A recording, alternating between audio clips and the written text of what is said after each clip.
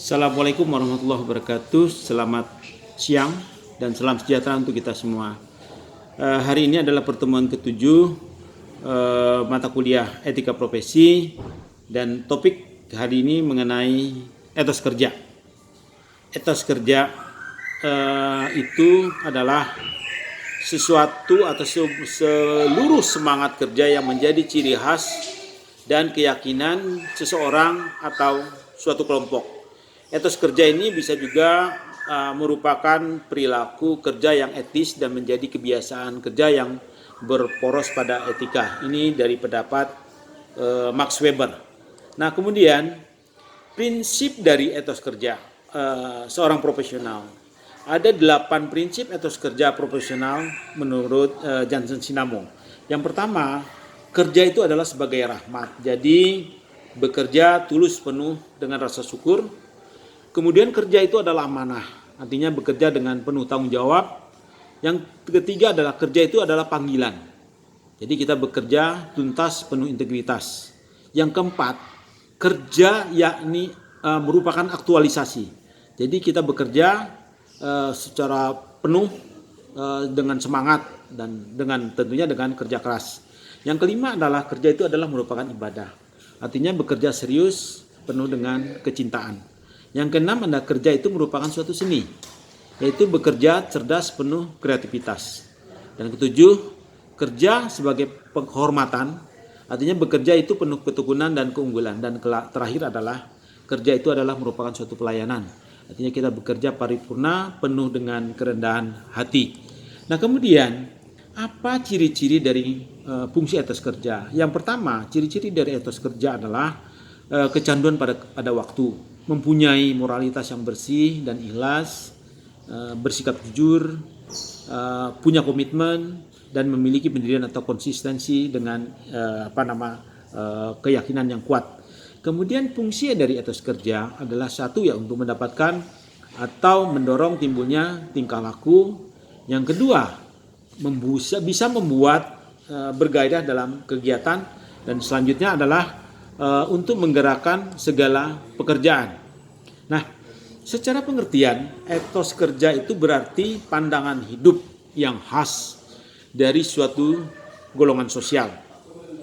Etos kerja berasal dari bahasa Yunani, yaitu etos yang berarti sikap, kepribadian, watak, karakter atau suatu keyakinan. Dan ini adalah pengertian daripada etos kerja. Apa sih manfaat daripada etos kerja? Yang pertama tentunya dengan memiliki etos kerja yang tinggi akan menjadikan hasil kerja yang dilakukan itu akan memiliki kualitas yang lebih baik. Nah, kemudian etos kerja ini juga bermanfaat untuk membuka semua jaringan dalam komunikasi, keterbukaan, kegotong royongan, kekeluargaan. Dan tentunya dengan adanya jiwa etos kerja akan membuat seseorang untuk bisa melakukan perubahan atau fleksibel dalam melakukan pekerjaan dan akan mempunyai sifat yang gesit dalam setiap kesempatan yang muncul. Kemudian yang jelas juga penting adalah etos kerja ini akan meningkatkan semangat untuk bekerja sama, kemudian menciptakan suasana kerja yang lebih baik. Kemudian faktor-faktor apa saja yang bisa mempengaruhi etos kerja? Yang tentunya pertama adalah bisa kita katakan dari mulai cara berpikir, budaya, sosial politik, kondisi lingkungan, pendidikan, struktur ekonomi, dan juga hal yang terkait dengan yang namanya motivasi intrinsik dari individu. Nah, apa contoh-contoh dari etos kerja yang penting bagi dalam perkembangan karir?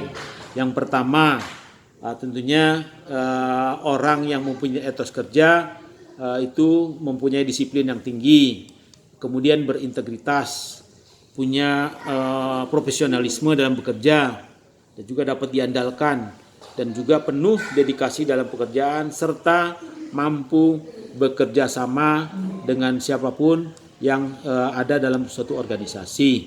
Nah, kemudian kita juga mengetahui apa yang bisa dilakukan dalam rangka untuk menumbuhkan etos kerja. Yang pertama, tentunya etos kerja ini bisa menumbuhkan sikap optimis.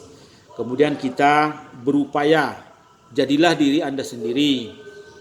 Kemudian juga konsentrasi pada pekerjaan, dan juga tentunya bekerja sebagai bagian dari ibadah. Nah, tentunya dalam hal ini peran dari pimpinan dalam rangka untuk meningkatkan etos kerja karyawan itu juga sangat besar. Yang pertama, tentunya pimpinan harus mampu atau bisa memotivasi karyawan agar datang lebih awal ke kantor, kemudian juga mendorong tuh supaya bisa memiliki yang namanya sifat profesional, kemudian juga memotivasi agar punya inisiatif, dan juga tentunya memberikan apresiasi dan menghormati terhadap partisipasi dari seluruh karyawan. Itu yang bisa saya sampaikan terkait dengan mata kuliah etika profesi pada pertemuan ke-7 ini. Wabillahi taufiq wal hidayah. Wassalamualaikum warahmatullahi wabarakatuh.